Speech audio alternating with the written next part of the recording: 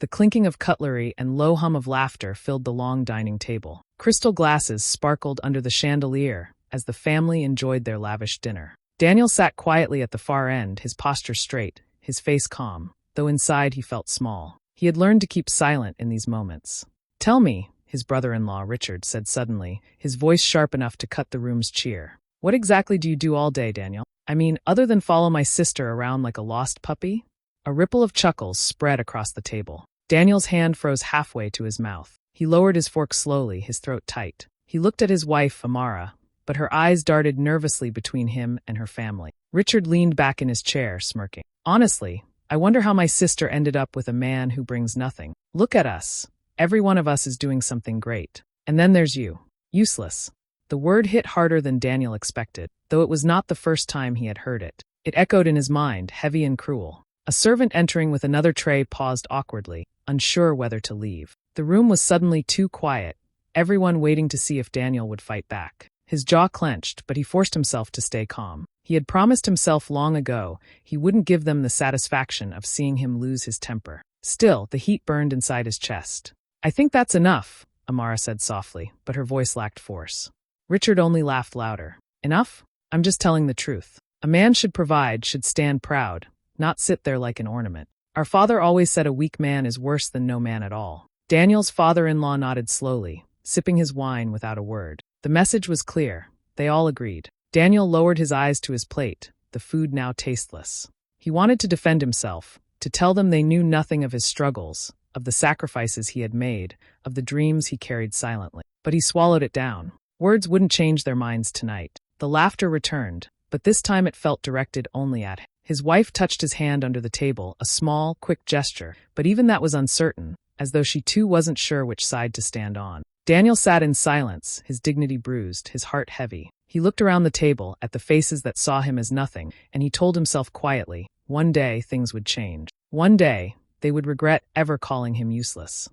Daniel was not born into wealth. He grew up in a small town where his father worked as a mechanic and his mother sold fruits at the market. Their house was simple. The roof sometimes leaked when it rained, but it was filled with warmth. From his father, Daniel learned that a man's worth was not in money, but in his honesty. From his mother, he learned that hard work, even when unnoticed, still mattered. He carried these lessons with him as he grew older. While his friends dreamed of getting rich quickly, Daniel believed in slow, steady progress. He studied accounting in school, often walking long distances because he couldn't afford transport. He wasn't ashamed. He knew the value of perseverance. It was at the university that he met Amara. She was different from him in every way. She came from a wealthy family, always arriving in cars that looked too shiny to belong to students. But she was kind, warm, and she laughed at his simple jokes when others looked down on him. What started as friendship grew into something stronger. Their love was real. Amara admired his humility and his steady heart. Daniel adored her for seeing him beyond his background. When he proposed, it was not with diamonds or gold, but with words spoken under the old tree where they often met. She said yes with tears in her eyes, not caring about the ring, only the promise. But her family cared. From the first time Daniel stepped into their mansion, he felt the weight of judgment. Her father, a powerful businessman, shook his hand with cold eyes. Her mother's smile was polite but empty. Her brothers never hid their dislike. They reminded him at every chance that he was not their equal. Daniel thought love would be enough to silence them. At first, Amara defended him boldly. "He is my choice, and I will stand by him," she said. And she meant it. But over time, the pressure grew heavier. Family dinners became battlegrounds of pride and humiliation. Richard, the eldest brother, often led the charge. He would ask Daniel questions designed to shame him. "How much do you even earn? When will you stop living in that small apartment? Do you expect my sister to keep waiting for you to become somebody?" Daniel tried to brush it off. He reminded himself of his father's words. Dignity is not something people give you. It is something you keep inside. Yet, each insult felt like a stone placed on his back. Slowly, the weight became harder to carry. Amara loved him, but she was torn. Daniel could see it in her eyes. When her family mocked him, she would sometimes speak up, but other times she sat in silence, too afraid to challenge them again. He didn't blame her, yet it stung. He wanted her to stand fully with him, but he knew the war between love and loyalty to family was not an easy one. In private, their marriage had tenderness. Amara would cook for him, laugh with him, dream with him about a future where they could build their own home and escape the shadows of her family. But outside their small apartment, the world was harsher. Every time they visited her parents, every gathering, every holiday, the same pattern repeated. Smiles on the surface, sharp words hidden inside them, reminders that Daniel was not enough. It wasn't just about money. To them, it was about status, connections, power. Daniel, no matter how hard he worked, would never be seen as worthy. And the more they called him useless, the more he wondered if Amara secretly began to believe them. He carried his dignity quietly, swallowing his anger, refusing to lash out. But inside, something was building. A quiet fire, waiting for the right moment to show that he was more than what they thought. Every insult, every mocking laugh, every dismissive glance, Daniel kept them in his heart. Not to break him, but to remind him of the promise he made that night at the dinner table. One day, they would see the truth. It happened one Sunday afternoon, during what was supposed to be a family meeting. Daniel and Amara were invited to her parents' house, though Daniel knew it was not really an invitation. It was more like a summons. The whole family was there, her parents at the head of the room, her brothers lounging with smug looks, and Amara sitting stiffly beside him. Her father cleared his throat, his deep voice filling the large sitting room. "Daniel," he said slowly, "we have tolerated this situation for too long. A man must prove he can provide for his wife. Tell me, what exactly do you have to show for yourself after all these years?" Daniel's palms were sweaty, but he kept his face steady. "Sir, I may not have much now, but I am working hard. I have been saving." Richard cut him off with a laugh. "Saving? For how long? My sister is not a charity case. She deserves a man who can give her the life she's used to, not one who drags her down." Daniel swallowed his anger, his voice calm but firm. "I married Amara because we love each other, not because of wealth. I will build our future step by step. That takes time." Her father leaned forward, eyes narrowing. "Time? My daughter does not have the luxury of waiting for you to chase shadows. If you cannot prove yourself soon, we will take her back. She belongs with a man who can stand shoulder to shoulder with this family." Amara gasped. "Papa, you can't just say that. I'm not a child." But her mother placed a hand on her arm to silence her. The room grew tense, everyone watching Daniel. He felt the insult deep in his bones, but for the first time, he refused to stay silent. He stood slowly, his voice low but steady. "With all respect, sir, Amara is my wife. No one will take her away from me. I may not be wealthy like you, but I will not be treated as if I am nothing." For a moment, there was silence. Then Richard clapped mockingly. "Well said, the useless man has found his voice. But words are cheap. Let us see what you do when trouble comes." The trouble came faster than anyone expected. 2 weeks later, news broke in the family business. Money was missing, millions. Documents had been tampered with, accounts moved. Everyone was shocked. Whispers spread quickly, and before long, the blame fell on Daniel. "He had access," Richard said during another heated meeting. "He was around the office, wasn't he? Who else would do it?" Daniel's chest tightened. "That is a lie. I have never touched your accounts. I would never steal." But the more he denied, the more the room turned against him. Even Amara looked at him with doubt in her eyes, and that cut deeper than any insult. Her father's face was grim. "You have shamed this family. I warned you, Daniel. A man without wealth is dangerous. Desperation makes him do foolish things. If this is true, you are not only useless, but also a thief." Daniel's voice broke. "I am not desperate, and I am not a thief. You know me better than this." But no one spoke up for him. Not a single voice in that grand sitting room came to his defense. He felt the walls closing in, the weight of betrayal pressing down on his shoulders. That night, alone in their apartment, he sat in the dark while Amara paced. "Daniel," she whispered, "tell me the truth. Did you?" Her voice trailed off, but the damage was done. Daniel stared at her, pain in his eyes. "You too? You think I could do such a thing?" She didn't answer. And in that silence, Daniel knew something had changed forever. For years he had endured their insults, swallowed their laughter, carried their judgment. But this was different. This was war. They were not just mocking him now. They were trying to destroy him. And in that moment, Daniel made a decision. He would no longer stay quiet. He would no longer wait for respect. He would fight, not only for his name but for his dignity. They had called him useless. Now they had given him no choice but to prove them wrong. The scandal spread quickly. What started as whispers within the family soon spilled into the business world. Daniel's name was mentioned in meetings, in hushed conversations, and eventually in the community. People who once greeted him with respect now looked at him with suspicion. At first, Daniel thought it would pass. He believed that truth always came out. But weeks went by, and the lies grew stronger. Richard made sure of it. He spoke boldly in front of relatives, painting Daniel as the desperate son-in-law who tried to climb too fast and fell by stealing. He thought he could play smart, Richard said loudly during one family gathering. But he forgot we are not fools.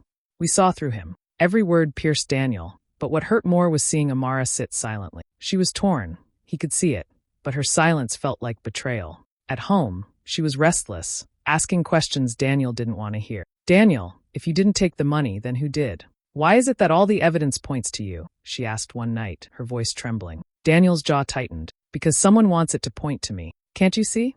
They're setting me up. Your brother has always hated me." Amara sighed deeply, tears forming in her eyes. "But Daniel, my father believes it too. And when he believes something, it is hard to change his mind. I don't know what to do anymore." Her doubt broke him more than the insults.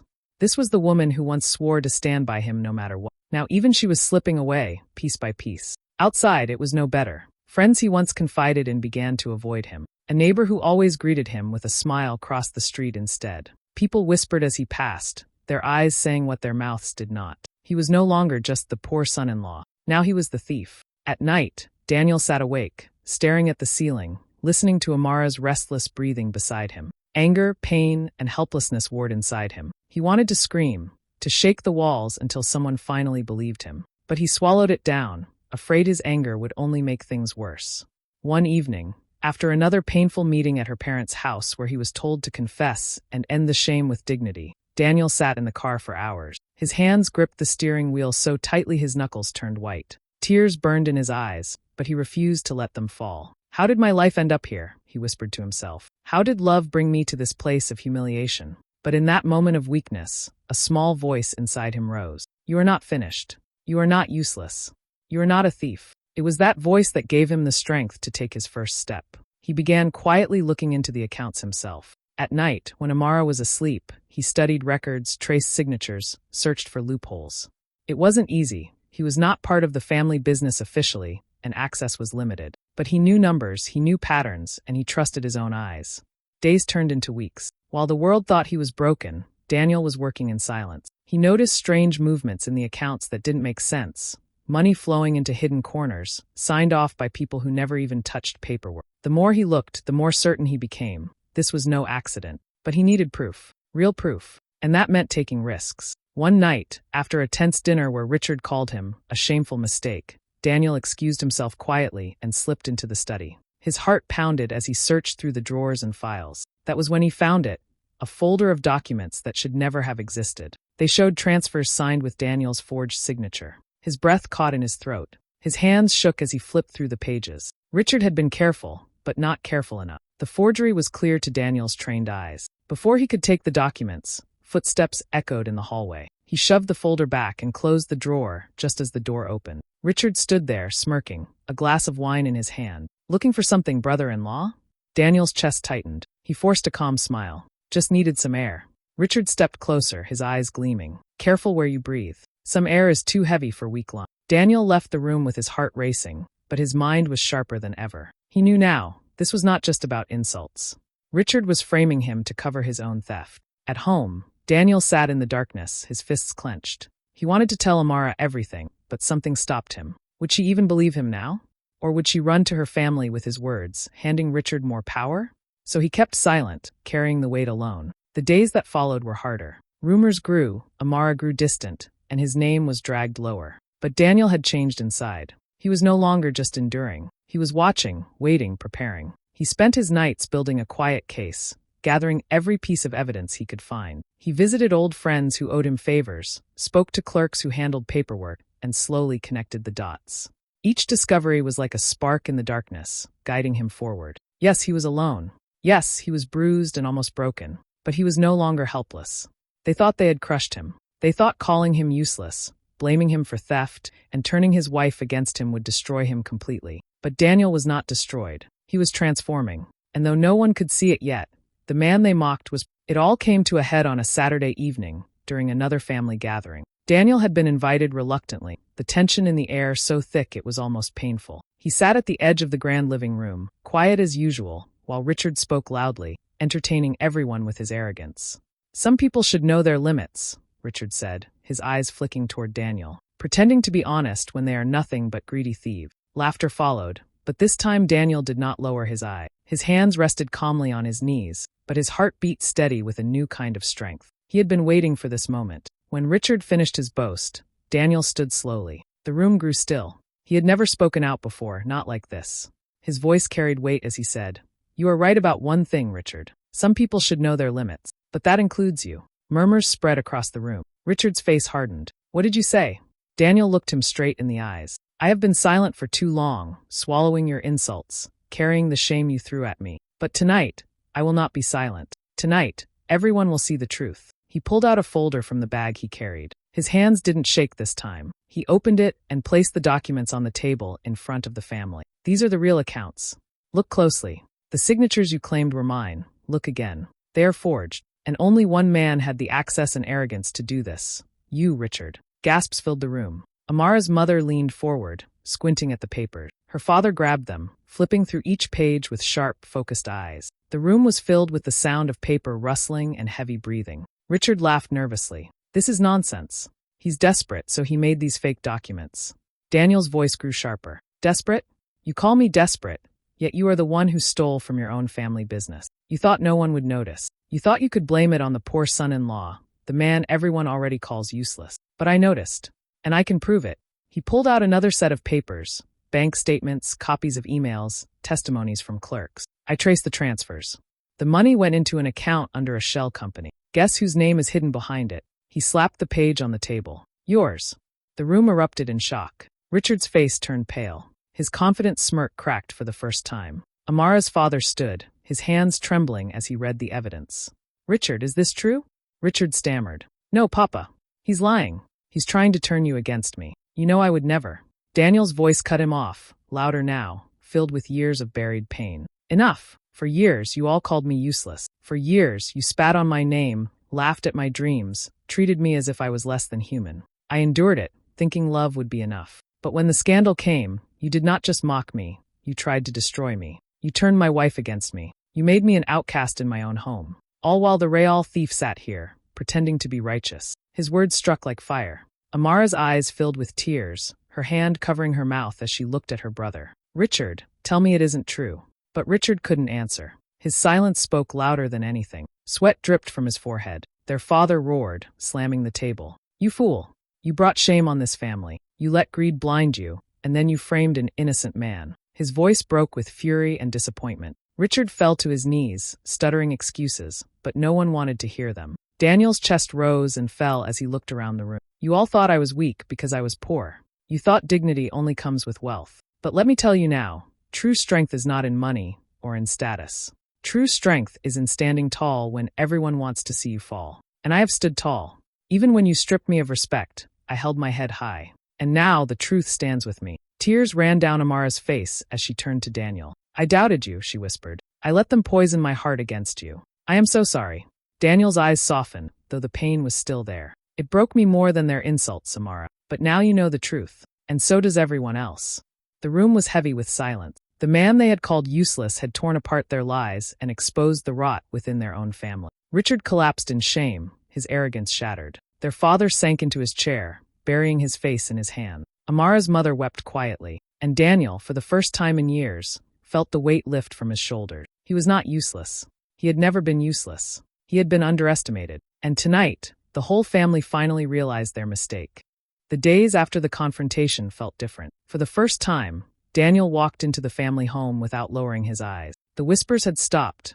The mocking laughter was gone. Wherever he went, people looked at him with a new kind of respect, quiet, heavy, almost guilty. The family business launched an investigation, and the truth could no longer be hidden. Richard's theft was exposed fully, his name dragged through the very mud he once tried to bury Daniel in. Their father, furious and humiliated, removed him from his position. For years Richard had been praised as the capable son, the pride of the family. Now he was nothing but a disgrace. Amara's father turned to Daniel one evening, his voice slower and heavier than Daniel had ever heard it. I misjudged you. I let my pride blind me. You are a better man than I gave you credit for. Daniel held his gaze, calm and steady. Respect is not something to be given only when it is convenient. You called me useless. You let me carry shame I did not deserve. I will not forget that.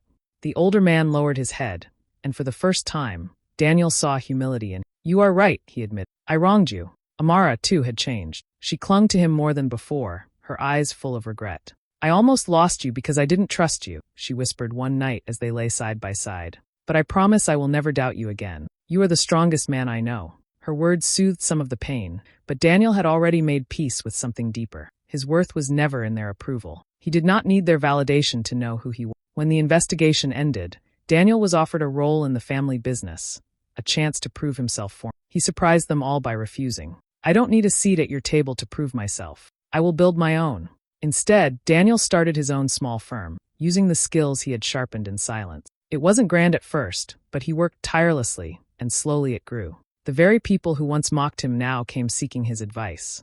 At gatherings, the same relatives who had laughed at him now greeted him with respect. Some even avoided his eyes, too ashamed to face the man they once called useless. Daniel carried no bitterness, but he did not bend himself to please them anymore. He spoke only when he wanted, stood only where he chose. His dignity was his armor, and no one could strip it from him again. Richard, meanwhile, lived in the shadow of disgrace. Once so proud, he now avoided public events. Whenever Daniel crossed paths with him, there was no hatred in Daniel's eyes, only a quiet reminder that arrogance always falls in the end. For Daniel, healing came not in their regret, but in his own strength. He had walked through fire, been abandoned, doubted, ridiculed, and falsely accused. Yet he came out stronger, his truth shining brighter than their lies. And though Amara stood with him again, Daniel knew the real victory was not winning back her loyalty or silencing her family. The real victory was proving, to himself and to the world, that he had never been useless. He had always been enough.